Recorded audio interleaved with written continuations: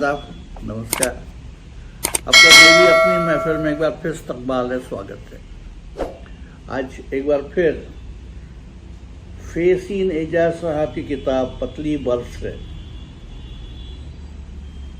मैं सुनाने जा रहा हूँ उमर खयाम की एक रूबाई।